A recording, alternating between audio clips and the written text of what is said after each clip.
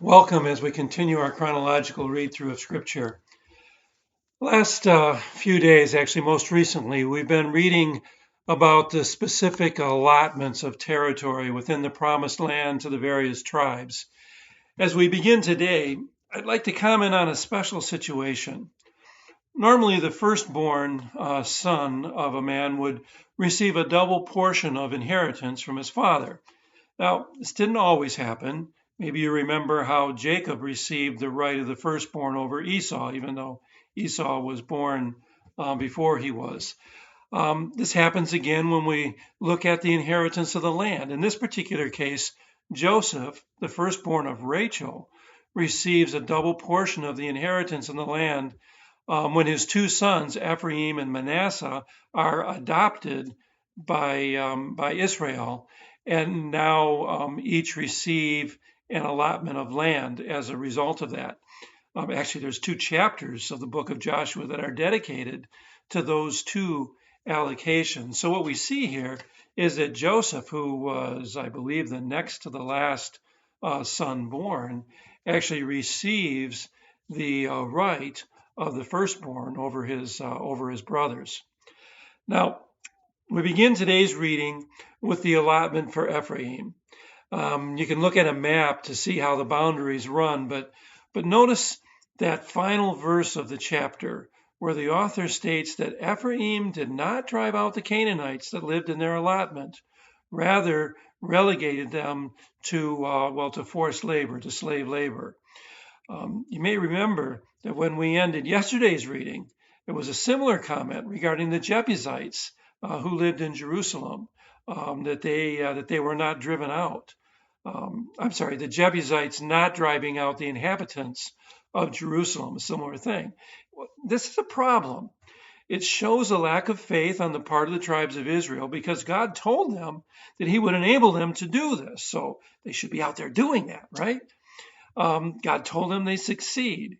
Yet, for whatever reason, the tribes don't follow through on God's command, on God's invitation, and they allow some of the peoples to say, and just as Moses had told them, those who remained became a thorn in the side of Israel, and they led Israel, the various tribes, into all kinds of idolatry and disobedience.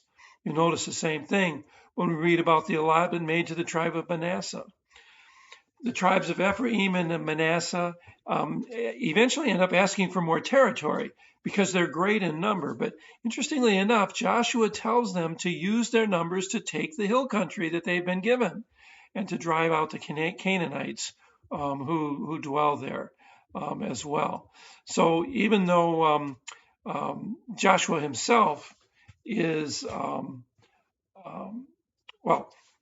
I guess the point is that Joshua is he's making these allotments, and then he's telling people to work with them and to do the best they can, to do the right thing with those allotments. Now, there's some time that passes before Israel gathers again at another location, this time in Shiloh, to allocate land to the remaining 7 tribes. So far, 5 of the plots of land have been allocated. There's still 7 remaining to go. Note that they're gathering in Shiloh, and for the next 300 years, Shiloh is going to be the center of worship for Israel. In the time that Israel has here pre-Jerusalem, Shiloh was the center of worship. Now, it's not really clear why Israel as a whole has not moved yet to take possession of all of the land rather than just a portion of it. But Joshua, well, he both admonishes and he encourages Israel to get on the stick. Let's get this done. He tells Israel to send out 3 men from each tribe to complete a survey and report back with territorial boundaries. And then he, Joshua, will cast lots to see who gets which portion. We read about the inheritance of Benjamin and Simeon and Zebulun and Issachar and Asher and Naphtali and Dan. All of those we're going to be reading about as we go along here. Now, because of that, today's reading is admittedly a little bit dry.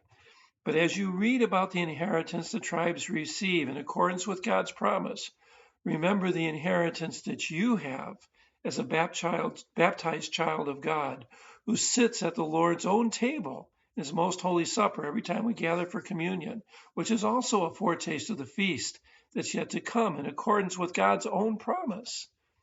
God fulfills all of his promises. Because you see him doing this for Israel here in our readings for today, you can be confident that he will do it for all of creation as well. May God be with you and bless you. Again, I pray that your readings are helpful to you, that you're learning, and that you're growing.